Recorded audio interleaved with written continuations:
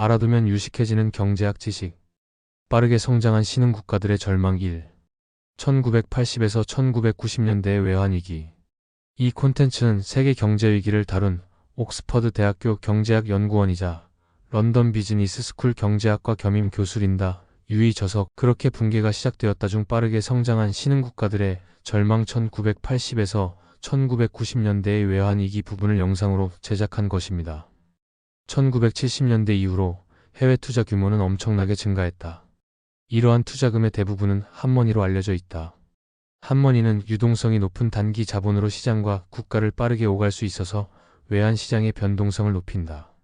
핫머니가 지나치게 많아지면 외환시장에서 특정 통화에 대해 엄청난 매도 압박을 가하는 한편 대규모의 극적인 평가 절하를 강요함으로써 외환위기를 일으킬 수 있다.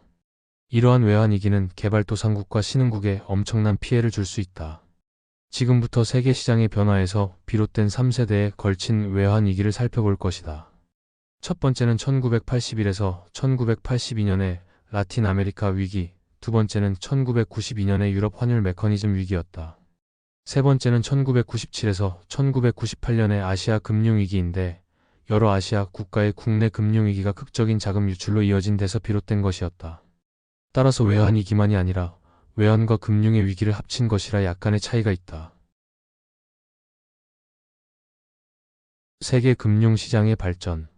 지난 50년간 금융시장의 성격과 규모에서 커다란 변화가 있었다. 20세기의 금융활동은 대부분 순전히 국내를 무대로 이루어졌고 금융기관은 국내 예금자와 차입자 사이의 중개자 역할을 했다. 대부분의 국가는 외환 통제를 실시해 가계와 기업의 외환에 대한 접근과 외국 자본의 이동을 제한했다. 결과적으로 대외 거래의 기회가 많지 않았다. 그러나 1970년대 이후로 세계적으로 외환 통제가 극적으로 완화되며 자본이 국경을 넘어 이동하는 것이 훨씬 더 쉬워졌다. 이는 특히 금융 자산의 대외 거래를 촉진하는 데 기여했다. 그 결과 세계의 금융시장은 점점 더 긴밀하게 연결되었다. 이러한 국제 금융시장의 발전을 촉진하는 데에는 세 가지 주요 요인, 즉 환율 체제의 역사적 변화, 역외 금융 및 외환 거래의 확대, 이데올로기의 변화가 작용했다. 제2차 세계대전 이후부터 1970년대까지 대부분의 국가들은 브레턴 우즈 협정에 따라 고정환율 제도를 운영했다. 이 협정은 1944년 7월 뉴햄프셔주 브레턴 우즈에서 열린 회의의 결과물인데 협정에 따라 국제통화기금인 IMF와 세계은행 월드뱅크가 설립되었다. 44개국 대표들은 미국의 해리 덱스터 화이트와 영국의 존 메이너드 케인스의 주도 아래 환율에 대한 경쟁적인 평가 절하를 방지하고 전쟁의 여파 속에서 폭넓은 협력을 증진하기 위한 새로운 시스템을 구축하는 데 서명했다. 각국 대표들은 금 1온스당 35달러에 태어나기로 정한 달러화에 대비하여 자국 통화의 가치를 고정시켰다. 1971년에 들어서면서 외국의 달러화 보유량이 미국의 금 보유량을 초과했고 이에 따라 리처드 닉슨 대통령이 달러화의 금 태환 중단을 선언했다. 달러화가 세계의 준비 통화로서 핵심 역할을 한 것을 고려하면 닉슨의 선언은 브레턴 우즈 체제의 붕괴를 의미했다. 자국 통화의 가치를 달러화에 고정시켰던 많은 국가가 영향을 받았다. 비록 이 선언이 달러화는 우리의 통화이지만 당신의 문제이다라고 말했던 미국 재무장관 존 코널리의 공감을 얻어내지는 못했지만 말이다. 브레턴 우즈 체제가 붕괴된 중요한 요인은 미국 달러화에 대한 역외 단기 거래소 구시를 하는 유럽에서 국제 결제용으로 사용되는 달러화인 유로달러 시장이 성장한 데서 찾아볼 수 있다. 이제 달러화의 가치는 미국 국경을 벗어난 곳에서 진행되는 외환 거래에서 결정되었다. 결과적으로 연준이 환율을 통제하려는 시도가 유로달러 시장에서의 외환 거래로 무의에 그칠 수도 있었다. 이 시장은 미국의 관할권 밖에 있었기 때문이다. 이는 국제금융시장의 발전을 촉진하는 두 번째 요인에서 중요한 부분을 차지했다. 유로달러 시장은 1960년대에 대형 은행들과 기업들이 재무 통제를 강화하기 위하여 역외 영업을 시작하면서 급속도로 확대되었다. 예를 들어 미국의 금리 인상은 레귤레이션 QE라고 알려진 조치에 따라 연방정부가 예금 계좌에 부과하는 금리 상한이 정해져 있었기 때문에 은행들에 전가될 수 없었다. 그 결과 미국 국내 은행의 달러화 표시 예금이 이런 상한의 적용을 받지 않는 미국 은행의 외국 지점을 포함한 역외은행으로 이동했다. 이와 동시에 중동의 원자재 수출국에서도 가격이 달러화로 표시되는 석유 수출이 증가해 미국 달러화 표시 유가 증권에 대한 수요가 증가했다. 1973년 가을에는 욤키푸르 전쟁이라고 알려진 아랍 국가들과 이스라엘의 전쟁으로 유가가 5배나 상승했다. 또한 이란, 이라크 전쟁이 시작된 이후 유가는 10년 동안 3배나 뛰었다. 석유 수출국들은 빠른 속도로 달러화를 축적해 이를 미국 재무부 발행 채권에 투자해서 외환 보유고에 대한 수익을 벌어들일 수 있었다. 이 수익은 외국이 보유한 미국 달러화에 추가되었고 브레턴 우즈 체제가 무너지는 데 일조했다. 세 번째 요인으로는 국내 금융시장 개방을 촉구하는 이데올로기가 등장한 것을 들 수 있다. 브레턴 우즈 체제하에 외환 통제가 폐지되고 국제 금융 거래에 착수할 자유가 확대된 것은 국내 금융시장에 대한 규제 철폐와 일맥상통했다. 이러한 이데올로기의 변화는 1986년 영국에서 일어난 빅뱅에서 절정을 이루었다. 세계 전역에서 금융시장을 개방하려는 움직임이 일어난 가운데 영국은 런던의 금융 중심지인 시티 오브 런던에 가해졌던 규제를 철폐하고 외국과의 경쟁을 허용했다. 이로써 1980년대에 하나의 국제 금융시장이 탄생했다. 투기꾼은 어떻게 고정환율 제도의 종말을 앞당겼나? 국제 금융시장은 투자자들이 어디에나 투자할 수 있게 해준다. 투자자들은 최고의 수익을 실현하기 위해 세계 어디로든 자금을 쉽게 옮길 수 있다. 그러니 한 나라에 투자된 자금은 투자자들이 신뢰를 거두었을 때 그만큼 쉽게 인출될 수 있다. 무엇이 투자자들이 자금을 처분하고 떠나게 할까? 누가 왜 특정 통화를 공격할까? 투기꾼들은 어떤 방식으로 평가절하를 통해 돈을 벌까? 방법은 이렇다. 투기꾼이 통화의 가치가 떨어질 것이라고 생각하면 지금 통화를 매도하고 나중에 다시 매수하는 주문을 시장에 제출할 수 있다. 그 사이에 통화 가치가 떨어지면 투기꾼이 환매할 가격보다 훨씬 비싼 가격에 통화를 매도하고 있다는 의미이며 이는 상당한 거래 이익이 될 수 있다. 환율을 고정하려면 정부가 보유하고 있는 금과 외환을 활용해 외환 시장에 개입해야 한다. 투기꾼이 통화를 매도하려고 하면 정부는 수요를 늘리고 평가절하를 향한 압박을 줄이기 위해 외환 보유고의 일부를 사용해 방어할 것이다. 정부가 외환시장 개입에 성공하지 못하고 평가절하가 발생하면 자국 통화는 그 가치를 잃는다. 이런 경우 투기꾼이 얻는 이익은 정부가 개입을 통해 입는 손실에 해당한다. 정부가 외환 보유고를 다 써버리고 투기꾼들의 대량 매도에 대비하여 고정 환율을 더 이상 방어할 수 없게 되면 외환위기가 발생할 것이다. 투기꾼들의 행위는 외환위기 분석에서 중요한 부분을 차지한다. 그들은 정부의 외환 보유고가 부족할 때 평가절하가 일어나고 이익을 거둘 수 있다는 것을 잘 알고 있다. 투기꾼들의 공격 여부는 그들의 공격이 성공할 가능성이 높은가에 달려있다. 그리고 이런 공격은 정부가 그들의 공격을 방어할 수 있는 자원이 거의 없을 때 제일 많이 발생한다. 무엇이 통화를 이런 공격에 취약하게 만드는가? 적어도 3가지 가능성을 생각해 볼 수 있다. 첫 번째는 정부가 무역 적자에 대하여 공적 자금 조달을 하는 과정에서 외환 보유고가 부족할 때 발생하는 국제 수지 위기를 들 수 있다. 외환 보유고는 한정되어 있고 공적 자금 조달이 적자를 영원히 지탱할 수는 없다. 결국 국제 수지 적자는 환율에 대한 평가 절하를 요구한다. 두 번째 가능성으로는 급격한 인플레이션을 들 수 있다. 이는 인플레이션을 상쇄하기 위한 평가 절하를 단행하지 않을 것이기 때문에 수출 경쟁력을 약화시킬 것이다. 통화 가치가 고정되어 있어서 국내의 모든 물가가 오르고 인플레이션이 통화의 구매력을 떨어뜨리더라도 그 가치가 떨어질 수가 없다. 이렇게 되면 환율이 고평가되어 수출품 판매 비용이 더 많이 든다. 따라서 수출 경쟁력이 떨어지고 무역 포지션은 나빠진다. 이런 현상이 환율의 평가 절하를 요구할 것이다. 세 번째 가능성으로는 정부 부채가 상당히 많은 국가가 부채의 실질 가치를 줄이기 위해 인플레이션을 일으키는 것을 들 수 있다. 인플레이션 조세라고도 알려져 있다. 따라서 대규모 적자가 인플레이션을 일으킬 수 있으며 수출 경쟁력과 국제 수지에 있어서 앞서 설명했던 것과 똑같은 결과를 초래할 수 있다. 투기꾼들은 공격이 성공할 것이라는 믿음이 생기면 바로 공격할 것이고 대체로 정부의 외환 보유고가 임계 수준으로 떨어질 때 공격할 것이다. 그들의 대량 매도는 남아있는 외환을 고갈시킬 것이다. 고정환율 제도는 앞에서 설명한 근본적인 요인들 때문에 궁극적으로 지속 가능하지 않다. 투기꾼들의 행위는 단지 고정환율 제도의 소멸을 재촉했을 뿐이다. 미국의 금리 인상이 촉발한 1세대 라틴 아메리카 위기. 1세대 외환위기, 즉 1981에서 1982년의 라틴 아메리카 위기는 이런 상황을 잘 보여주었다. 칠레, 브라질, 멕시코, 아르헨티나는 미국 달러에 대하여 총칭 타블리타라고 불리는 미리 발표된 평가절하 계획의 형태로서 크롤링 페그라는 이름으로 알려진 고정환율 제도를 채택하고 있었다. 이들 신흥국에 갑자기 한머니가 유입되었을 때 1979년 말 폴 볼커 신임 연준 의장 시절에 미국이 1970년대 2차 오일 쇼크의 여파로 발생한 인플레이션을 억누르기 위해 금리를 인상하면서 이런 흐름이 반전되었다. 금리가 오르자 차입 비용이 증가해 라틴 아메리카 국가들은 외채를 조달하기가 더욱 어려워졌다. 게다가 미국 채권 금리가 오르면서 더 나은 수익을 보장하자 자금이 다시 미국으로 유입되기 시작했다. 달러화에 대비하여 고정된 타블리타 환율은 특히 이 환율을 채택한 라틴 아메리카 국가들과 미국 사이에 있는 상당한 인플레이션 격차 때문에 상승 압박을 받았다. 이러한 라틴 아메리카 경제의 인플레이션은 통화의 평가절하를 뛰어넘을 정도로 상승해 수출 경쟁력을 약화시키고 국제 수지에 악영향을 미쳤다.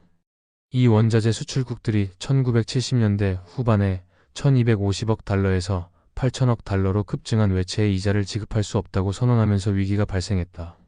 세계적인 경기 침체로 고금리와 원자재 가격 하락이 맞물리면서 이 국가들은 채무 불이행의 위험에 처했다. 이후로 7년 동안 라틴 아메리카 국가들은 채권자들과 협상을 벌였다. 1989년 3월이 되어서야 당시 미국 재무장관 니콜라스 F. 브래디의 이름을 딴 브래디 플랜이 마침내 위기에 대한 해결을 이끌어냈다. 브래디 플랜은 미국의 국내 기업들이 채무를 이행할 수 없을 때 이들을 어떻게 처리할 것인지에 기초했다. 첫째, 은행 채권자들은 미국 재무부가 지급을 보증하는 브래디 채권의 대가로 부채 탕감을 제공할 것이다. 둘째, 부채 탕감은 경제 개혁을 전제로 할 것이다. 셋째, 채권자가 자신의 위험을 분산할 수 있도록 이 채권이 더욱 용이하게 거래될 수 있도록 할 것이다. 아르헨티나, 브라질, 불가리아, 코스타리카, 코트디부아르, 도미니카 공화국, 에콰도르, 요르단, 나이지리아, 파나마, 페루, 필리핀, 폴란드, 러시아, 우루과이, 베네수엘라, 베트남 등 남미 신흥국뿐만 아니라 그 밖의 국가가 발행한 브래디 채권은 총 1600억 달러를 웃돌았다. 약 15년 정도가 지나자 채무국들은 대부분 브래디 채권을 교환하거나 재매입했다. 1994년 브래디 채권은 신흥국의 채권 거래에서 61%를 차지했다. 이 비율은 2005년에는 겨우 2%에 불과할 정도로 감소했다. 자기충족적인 선택, 2세대 유럽 외환위기. 2세대 외환위기로 알려진 위기를 겪은 국가에는 라틴 아메리카의 신흥국들뿐만 아니라 유럽의 선진국들도 포함될 것이다. 브레턴 우즈 체제가 종식되고 유럽 국가들은 상대 국가의 통화에 대하여 환율을 고정시키는 것을 원했다. 유럽 내 무역이 증가함에 따라 유럽 국가들은 환율 안정이 가져다주는 장점에 주목했다. 1970년대에는 유럽 통합을 강화하기 위한 노력이 있었고 이에 따라 1979년에 유럽 환율 메커니즘 ERM이 만들어졌다. 처음 유럽 환율 메커니즘이 만들어졌을 때 가입한 국가는 벨기에, 덴마크, 프랑스, 독일, 그리스, 아일랜드, 이탈리아, 룩셈부르크, 네덜란드로 이 국가들의 통화 가치는 모두 기축 통화라 할 독일 마르크화에 고정되어 있었다. 이후로 스페인 1989년, 영국 1990년, 포르투갈 1992년 등이 가입했다. 핀란드, 노르웨이, 스웨덴은 공식적으로 유럽 환율 메커니즘에 가입하지는 않았지만 유로화의 전신이라 할 에큐나 독일 마르크화에 대비해 자국의 통화 가치를 고정시킴으로써 사실상 고정환율 제도를 운영했다. 이 국가들은 독일의 낮은 인플레이션이 1970년대에 그들에게 발생한 급격한 인플레이션을 억제하기 위한 외부의 기감이 될 것이라고 믿었다.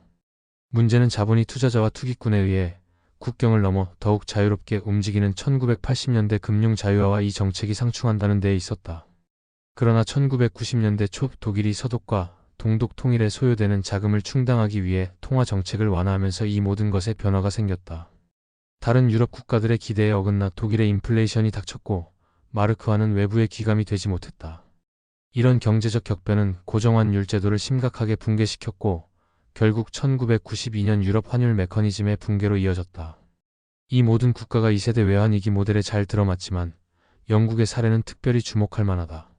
1990년 유럽 환율 메커니즘에 가입하기로 했던 영국의 결정은 인플레이션에 맞서기 위한 정책에서 비롯되었다. 마르크화 대비 파운드화의 가치를 고정시킴으로써 독일의 낮은 인플레이션 규율을 수입할 수 있었고 이는 인플레이션이 1990년의 최고 수준에서 통제되면서 한동안 효과가 있었다.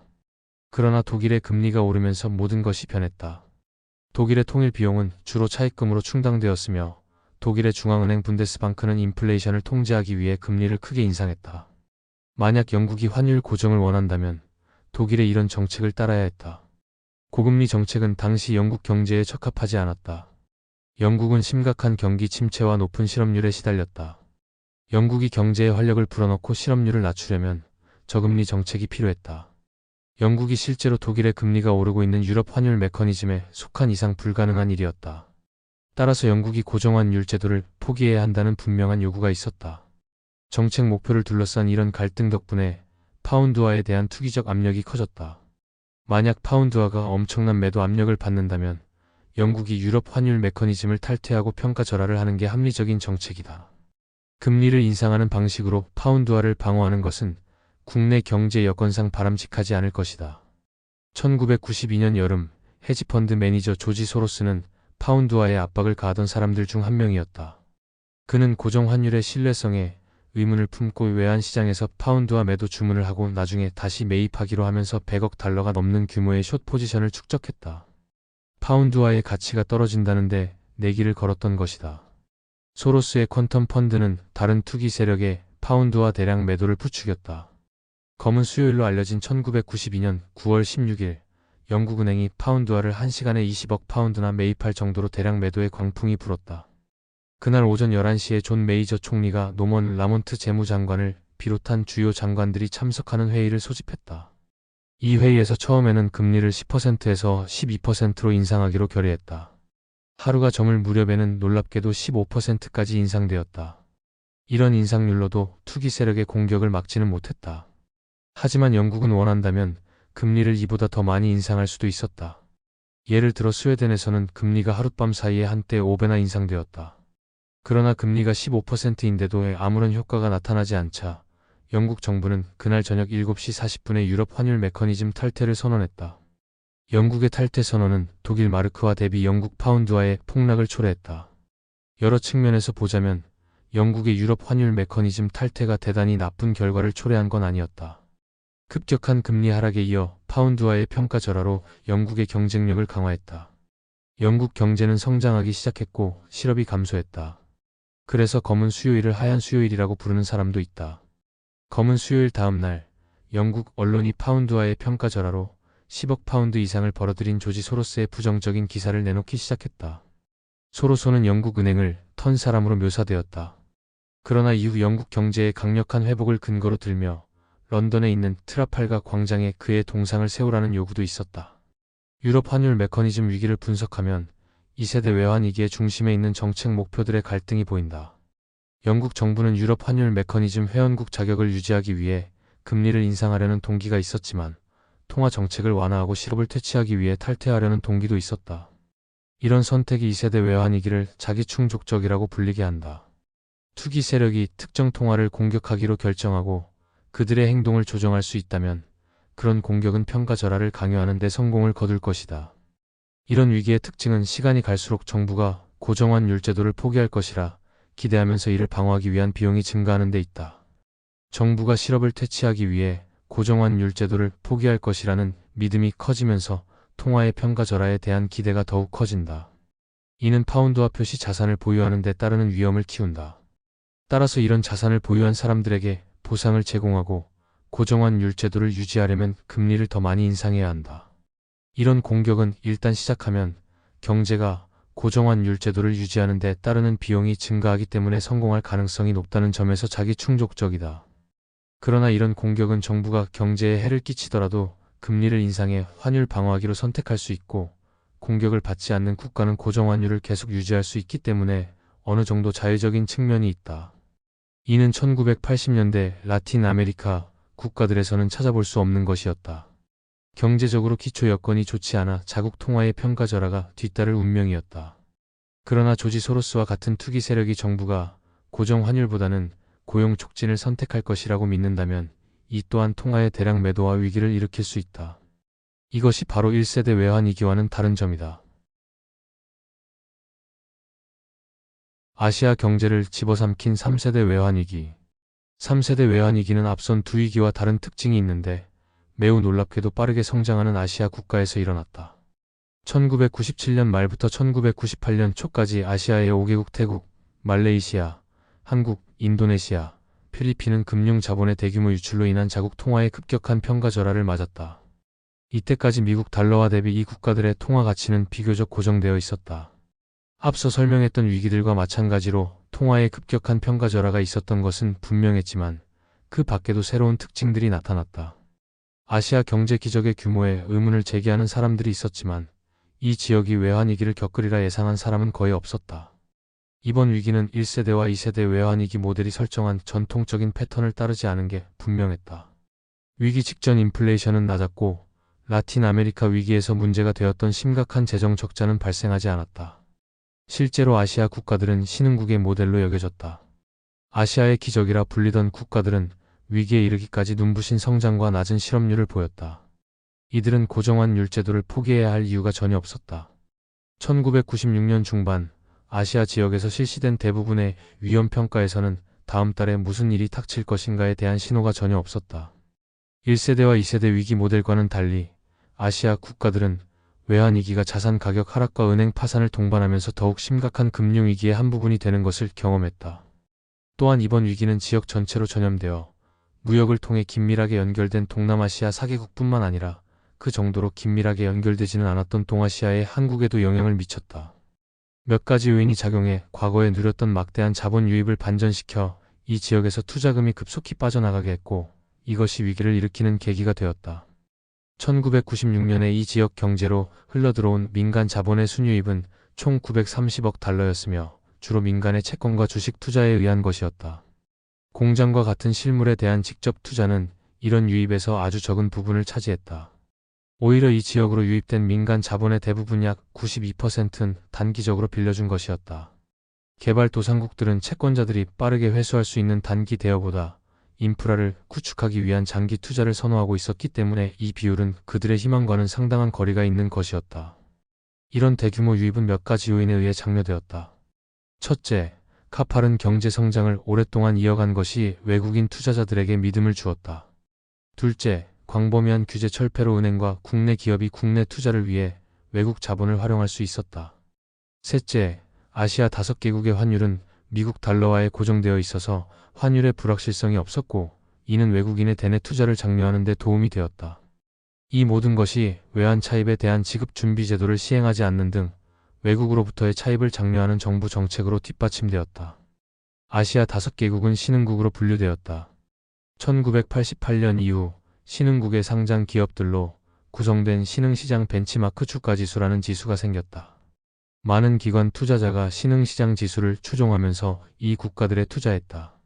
신흥국의 가파른 성장은 높은 수익을 의미했기 때문에 이 국가들은 투자자들에게 특히 인기가 많았다. 게다가 투자자들이 제조업에서 비용이 많이 드는 일본을 떠나면서 이 국가들을 향해 세계 공급 사슬에서의 입지를 강화해주는 투자금이 유입되고 있었다.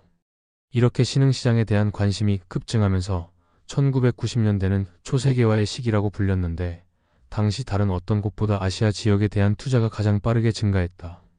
그 결과 주식 가격이 폭등했다. 1990년대 전반에는 태국, 말레이시아, 인도네시아의 주식 가격이 300에서 500%나 상승했다. 동아시아 지역에서는 주식 가격이 1993년에만 2배로 뛰었다. 더불어 부동산 시장도 호황을 누렸다. 상장 기업들이 유력한 부동산 소유자라 부동산 시장의 호황이 주식 시장의 상승에 기여했다. 그러나 오랫동안 지속되던 자본 유입이 갑자기 반전되면서 위기가 발생했다. 1997년 930억 달러에 달하던 아시아 5개국의 자본 순유입액은 반전되어 순유출액이 120억 달러에 달했다. 따라서 변화의 폭은 이 국가들의 전체 GDP의 약 11%인 1,050억 달러에 달했다. 외국인 직접 투자는 약 70억 달러 수준에서 일정하게 유지되었기 때문에 자본 유입의 반전은 주로 민간 부문에서의 단기적인 자금 흐름, 즉 한머니에서 비롯되었다. 투자자들의 신뢰를 저버린 아시아의 은행들. 그러면 왜 이런 반전이 갑자기 일어난 것일까? 도취감을 일으키는 시장 상승 이후 필연적인 하락이 시작될 때 기업과 은행 시스템에 내재된 여러 취약한 부분이 드러났다.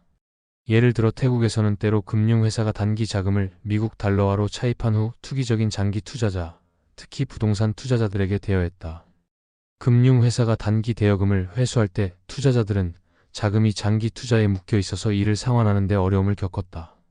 다수의 아시아 국가에서 은행 시스템은 어두운 측면이 있었다. 대부분의 은행이 정부와의 유대를 강화했고 만약 채무불이행이 발생한다면 정부의 명시적인 보증은 없었지만 은행 시스템 붕괴를 막기 위한 구제 금융을 시행할 것이란 믿음이 있었다. 이런 정실 자본주의 시스템은 큰 수익을 올리는 기회를 제공하는 위험한 투자로 이어질 가능성이 있었다. 이처럼 위험한 은행 대출은 특히 부동산과 주식시장에서 자산 가격 상승의 원인이 되었다.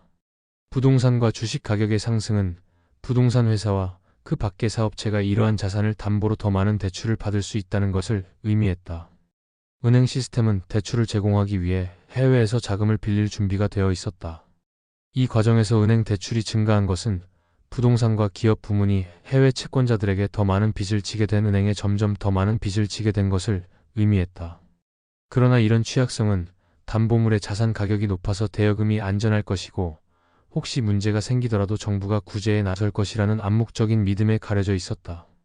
은행 부문의 취약성은 자산 버블의 붕괴로 명백하게 드러났다. 은행들은 안전하게 여겨지던 자산을 담보로 대출을 진행했지만 그 자산의 가격이 하락하며 담보로서의 가치가 하락했다. 결국 대여금을 제대로 돌려받지 못하는 문제가 생겼다. 또한 은행들은 해외에서 많은 자금을 빌려왔고 이를 회수하려는 해외의 채권자들에게 속수무책으로 당할 수밖에 없었다. 이 모든 것이 잠재적 위기의 원인으로 작용했다. 외국인 투자자들이 신뢰를 거두면 은행들의 대여금 회수를 요구해 투자금을 회수하려고 할 것이다. 그러나 이젠 대여금 상환을 보증하던 담보물에 충분한 가치가 없어서 기업의 자산을 현금화하려는 은행의 시도는 일련의 기업 파산과 채무불이행을 낳을 것이다. 해외의 채권자들은 불안과 공포에 휩싸여 가능한 한 빨리 많은 대여금을 회수하려 할 것이고 이는 경제 전체가 또 다른 파산, 채무불이행, 공포의 악순환으로 이어질 것이다. 외국인 투자자들의 신뢰를 잃게 된 데에는 여러 가지 요인이 있었다. 그 요인들이 취약한 경제 여건과 결합하면서 공포와 대규모 자금 유출로 이어져 끝내 위기를 초래했다. 1996년 말 태국에서는 소비자 금융사들이 대규모 손실을 기록하기 시작했다. 이 금융사 중 다수가 소비자 대출을 제한하는 규제를 피하기 위해 태국 은행들이 설립한 곳이었다. 특히 솜프라송랜드의 해외 채권자를 상대로 한 채무불이행이 부동산 시장 붕괴와 부동산 투자자에게 거액을 대여한 금융사의 종말을 알리는 신호탄이 되었다. 1997년 6월 태국 정부는 주요 금융사인 파이낸스원에 대한 지원을 중단하며 국내와 해외의 채권자들이 손실을 입을 것이라고 발표했다. 외국의 금융기관들은 우려를 표했고 태국으로의 자금 유입이 급감했다. 태국 바트화에 대한 수요가 줄어들면서 태국은행은 고정 환율을 유지하기 위해 분투했다. 1997년 7월 이런 분투는 중단되었고 바트화 가치는 폭락했다. 한국에서도 기업의 파산이 잇따랐다. 1997년 초 한보철강은 약 60억 달러의 부채를 지고 파산했다. 한국의 재벌 기업이 파산한 첫 번째 사례였으며 산미특수강과 기아자동차도 비슷한 운명을 맞이했다. 이에 따라 한국의 은행들도 커다란 압박을 받았다. 태국 바트화의 가치가 폭락한 이후 채권자들은 아시아 지역 전체를 경계했고 이는 아시아 금융위기로 이어졌다. 말레이시아, 필리핀, 싱가포르의 통화는 6개월 만에 30% 혹은 그 이상으로 가치가 떨어졌다. 인도네시아 루피아화의 가치는 3분의 2가 넘게 떨어졌다. 홍콩도 영향을 받았다. 아시아 지역의 모든 국가가 주식시장의 급격한 붕괴를 경험했다. 주식 가격이 30에서 60%나 하락했던 것이다. 부동산 가격도 폭락했다. 많은 외환이 아시아를 떠났다. 금융 규제가 효과적으로 작동하고 있던 싱가포르와 홍콩을 제외한 대부분의 지역에서 은행이 파산했다. 예를 들어 인도네시아 정부는 은행 16곳을 폐쇄했지만 위기에서 벗어날 수는 없었다. 결국 인도네시아 정부는 모든 은행의 부채에 대한 지급을 보증하고 은행 시스템을 구조조정하기 위한 기금을 설치했다. 미국까지 영향을 끼친 아시아 금융위기. 아시아 금융위기와 그 여파로 많은 이들이 두려움에 떨었다. 위기의 여파는 투자자들이 다른 신흥시장에서 자금을 회수하는 것으로 나타났다. 1998년에는 러시아가 위기를 맞이했고 1999년에는 튀르키예가 그 뒤를 이었고 그 다음에는 브라질과 아르헨티나가 위기에 처했다. 미국도 영향을 받았다. 미국 최대 규모의 헤지펀드사였던 롱텀 캐피탈 매니지먼트 LTCM의 구제금융을 제공해야 하는 상황을 맞이한 것이다. LTCM에는 뛰어난 이력의 투자자들이 있었다. 살로몬 브라더스 출신의 유명한 채권 트레이더인 존 메리웨더가 이 펀드사를 설립하고 경영했다. 또한 노벨 경제학상을 수상한 경제학자 마이런 숄츠와 로버트 머튼이 파트너로 참여했다. 메리웨더와 머튼은 고인이 된 피셔 블랙과 함께 스톡옵션을 평가하기 위한 선구적인 공식이라 할 블랙, 숄츠, 머튼 모델을 창안한 공로를 인정받아 경제학계에서 최고의 상을 받았다. 또한 LTCM은 그들의 파트너가 되기 위해 미국 연방준비은행 부총재직을 내놓은 데이비드 멀린스도 영입했다. 1998년 초여름에는 LTCM의 신흥시장 투자가 그리 대단하게 여겨지지는 않았다. 헤지펀드사들이 늘 그랬던 것처럼 호황기에는 수익률이 높았고 차입 비율도 높았다. 그러나 아시아 금융위기가 신흥시장 위기로 전염되던 8월에 러시아 루블화의 가치는 50% 넘게 하락했고 러시아는 채무불이행을 선언했다. LTCM은 단기 차입금을 상환하기 위해 하락하는 시장에서 증권을 매각해야 했다. 이 매각은 LTCM 소유 다른 자산의 가격을 끌어내리는 결과를 초래했다. 증권을 염가에 매각하는 것을 보고 구매자들은 이런 증권의 가격이 계속 하락할 것이라고 생각하기 때문에 적극적인 구매자를 찾기 어렵다. 동일한 종류의 자산 가격이 모든 회사에 걸쳐서 동일하게 책정되기 때문에 다른 금융기관들도 대차대조표상의 손실을 입을 수 있었다. 다시 말하자면 LTCM은 자신과 함께 다른 금융기관들도 파멸시킬 수 있었다. 미국 정부는 문제가 있는 헤지펀드사가 전체 금융 시스템에 잠재적인 위협이 되리라 판단했고 뉴욕 연방준비은행은 LTCM에 대출을 해준 은행 14곳에 35억 달러 상당의 융자금을 LTCM 주식으로 전환할 것을 요구했다. 결국 이 은행들은 LTCM의 지분 90%를 소유하게 되었고 2000년에 LTCM을 해체시켰다. IMF의 구제금융을 거부한 말레이시아의 방법. IMF가 태국, 인도네시아, 한국의 구제금융을 제공하면서 아시아 금융위기는 끝이 났다. 필리핀은 기존의 IMF 구제금융에서 더 많은 자금을 유치했다. 이번 구제금융은 그 규모가 상당해서 IMF의 기금을 고갈시킬 정도였다. IMF는 다른 초국가적 기구들과 마찬가지로 미국과 EU와 같은 채권국들이 내놓은 상당한 규모의 기금을 보유하고 있었다. 1998년 말 IMF는 기금을 증액할 필요가 있었고 이해관계자들은 계속되는 위기에 맞서기 위해 이에 동의했다. 말레이시아는 IMF의 구제금융을 받지 않았는데 구제금융 대가로 재정 긴축과 함께 시장 개방이라는 조건을 받아들이고 싶지 않았기 때문이다. 그 대신 말레이시아는 당시에는 상당한 논란이 있었지만 자본 유출을 막기 위해 자본 통제를 실시했다. 그 결과 외국인 투자자들은 자금을 인출할 수 없었다. 마하티르 모하마 총리는 조지 소로스 같은 투기꾼들을 비난하면서 그들이 위기를 일으킨 장본인이라고 주장했다. 대체로 어떤 국가가 세계에서 가장 큰 건물을 짓기 시작하는 시기는 경종을 울리는 하나의 지표가 된다. 이 신호는 투기꾼들이 버블에 주목하고 불황을 맞아 해당 국가의 통화 가치가 폭락할 것이라 예상되는 그 통화를 공격하게 할 것이다. 말레이시아는 이런 폭락 직전에 이미 세계에서 가장 높은 건물을 지어 자랑했으며 앞으로 세계에서 가장 긴 건물을 지을 계획이었다. 마하티르의 비난에 대해 소로스는 자신은 이런 경고 신호에도 링기트화를 매도하지 않았으며 투기꾼들이 경제 관료들에게 보내는 경고 신호를 무시했던 말레이시아 정부를 상대로 일종의 충격요법을 가한 것이라고 주장했다. 위기가 벌어진 후 말레이시아는 신기록을 목표로 한 건물 짓기를 보류했다. 위기는 어떻게 전염성을 갖는가? 아시아에서 위기의 규모는 상당히 컸지만 경기 침체는 비자 모양으로 전개되었다. 1999년부터는 2세대 외환위기 이후로 유럽에서 그랬듯이 그리고 유럽에서와 비슷한 이유로 급격한 침체가 지나고 경기가 빠르게 회복되었다.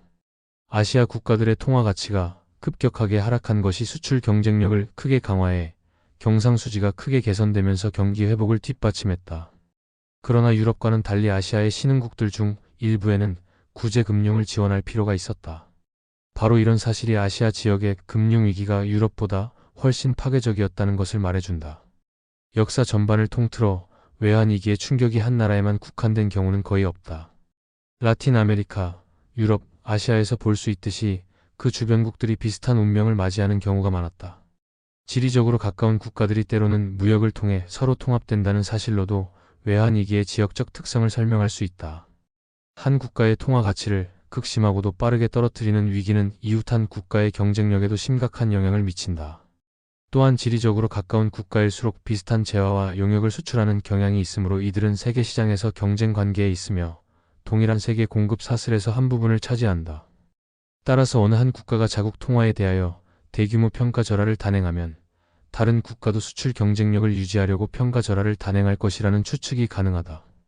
이웃한 국가들이 비슷한 문화와 언어를 공유할 수 있다는 사실은 이들이 비슷한 경제 구조, 제도, 정책뿐만 아니라 비슷한 약점까지도 공유할 수 있다는 것을 의미한다. 아시아 금융위기는 아시아 전역에서 은행 부문에 대한 전반적인 신뢰가 부족해 널리 확산되었을 수도 있다. 3세대 외환위기가 주는 중요한 교훈은 어느 한 국가에서 발생한 충격이나 위기가 다른 국가로 확산하는 전염성을 띠었다는 사실이다. 예를 들어 아시아 금융위기는 남아메리카 지역에서 대규모 자본 유출을 불러왔다. 남아메리카 지역 경제가 아시아 지역 경제와 구조적으로 다르고 지리적으로도 멀리 떨어져 있으며 단계적인 통로 역할을 하는 무역 혹은 금융 관련 연결고리가 거의 없었는데도 말이다. 이런 전염성에 대한 한 가지 해석은 시장의 스트레스와 불확실성이 커지는 시기에는 위험을 감수하고 투자하려는 욕구가 줄어들 수 있다는 것이다. 신흥국은 가파르게 성장할 수 있지만 개발 단계에서 공적 제도를 제대로 정립하지 않아서 경제가 충격을 받기 쉬운 관계로 성장의 토대가 취약할 수 있다. 신흥시장에서의 자산은 더 높은 수익을 제공할 수 있지만 그만큼 더 많은 위험을 감수해야 한다. 선진국들은 조금 다른 유형의 포트폴리오를 가지고 있다. 선진국 경제는 규모가 크고 부유하며 성숙해 투자 면에서 자산은 안정적이겠지만 상대적으로 수익은 낮다. 비록 신흥국들의 기초 조건이 서로 다를 수는 있겠지만 모두 대체로 위험 회피 성향이 강해진 데서 영향을 받는다. 3세대 외환위기 모델을 살펴보면 투자자들의 위험 회피 성향이 강해지면서 신흥국들이 위기에 처할 가능성이 높아진 것을 알 수 있다. 위기가 발생할 것 같으면 투자자들은 자신의 포지션을 청산하기 전에 채무불이행이 발생할 가능성을 우려해 앞다퉈 떠나려고 할 것이다. 이런 조바심은 전염성이 있어서 투자자들 사이에서 외환위기를 촉발하는 군집 행동이 발생할 수 있다. 금융시장과 더불어 세계화된 금융위기. 1980년대 초반 이후 세계적으로 외환위기가 여러 차례 발생했다. 각각의 위기가 발생하기 직전 환율을 고정적이고 안정적으로 유지할 것이라고 약속한 국가들로 한머니가 과열되게 유입되었다. 라틴 아메리카에서 발생한 1세대 외환위기와 유럽에서 발생한 2세대 외환위기는 고정환율 제도를 유지할 것이라고 약속한 정부를 신뢰하지 않는 투기 세력에 의해 촉발되었다. 비록 아시아에서 발생한 3세대 외환위기는 부채가 도를 넘은 금융시장에서 비롯됐다고는 하지만 같은 이야기이다. 각 세대의 위기는 모두 이런 특성을 공유했다. 그러나 서로 다른 점도 있었는데 그 중에서 가장 큰 게 위기의 여파였다. 신흥국들은 구제금융을 요구했지만 영국 경제는 유럽 환율 메커니즘을 탈퇴한 이후 호조를 보였다. 영국 정부는 환율 정책을 180도 전환했지만 금융시장의 신뢰를 누렸다. 실제로 1990년대와 2000년대 초반은 유럽과 그 밖의 지역에서 나타난 낮은 인플레이션과 견실한 경제 성장의 시기를 표현하는 대안정기라고 알려졌다. 위기가 대폭락으로 이어지는 과정에서 비슷한 측면을 공유하더라도 두 번째 단계인 신뢰성에 따라 위기 이후로 맞이하는 국가의 운명이 크게 달라질 수 있다. 3세대에 걸친 외환위기는 정책 이반자에게 다양한 교훈을 남겼다. 먼저 1세대 모델은 과도한 무역 적자와 재정 적자를 경계해야 한다는 것을 보여주었다. 1980년대 라틴 아메리카 국가처럼 경제의 기초 조건이 취약할 때 투기꾼들은 경제 붕괴를 예상하고 그 나라의 통화를 대량으로 매도하려고 했다. 2세대 모델은 1992년 유럽 환율 메커니즘 위기에서 알 수 있듯이 고정 환율 유지와 고용 유지 사이에서 갈등이 있었기 때문에 투기꾼들은 정책 이반자의 의지를 시험하면서 외환 위기를 일으킬 수 있었다. 따라서 신뢰할 수 있는 정책을 유지하는 게 중요하다. 이런 국가들은 경제의 기초적 여건이 건실해 위기를 피해갈 수 있었기 때문이다. 마지막 교훈은 3세대 모델에서 얻을 수 있는 것으로 바로 전염성이다. 1990년대 말 아시아 금융위기가 널리 퍼진 데서 알 수 있듯이 투자자들은 신흥시장에서 한머니를 빠르게 유출할 수 있다. 투자자들이 신흥국들을 하나의 집단으로 취급할 수도 있기 때문에 정책 이반자들은 자국 경제가 위기를 촉발할 수 있는 무분별한 매도에 휩쓸리지 않도록 차별화하는 것을 목표로 해야 한다. 여러 세대에 걸친 위기가 주는 교훈은 금융시장의 세계화와 함께 이제는 지역에만 한정하지 않고 전 세계로 빠르게 퍼질 수 있는 금융위기의 세계화를 인식해야 한다는 것이다. 세계적으로 전염성을 보인 아시아 금융위기를 감안해 1999년 금융안정포럼이 설립된 것에서 알 수 있듯이 이제는 금융규제를 설정하기 위한 세계적인 협력이 더욱 강화되었다. 금융안정포럼은 2008년 세계금융위기 이후 금융안정위원회 FSB가 되었다. 금융안정위원회는 대형 금융기관에 적용되는 자본과 유동성 요건에 관한 기준을 설정했다. 실제로 이러한 세계적인 노력은 1980년대 초반 라틴 아메리카 위기 이후에 개발되고 지금까지 세계의 주요 은행들의 영향력을 미치는 국제 기준으로 자리 잡은 바젤 기준에서 알 수 있듯이 훨씬 예전에 시작되었다. 이제 위기 관리는 세계적인 과업이 되었다. 이상으로 그렇게 붕괴가 시작되었다. 빠르게 성장한 신흥 국가들의 절망 3위였습니다.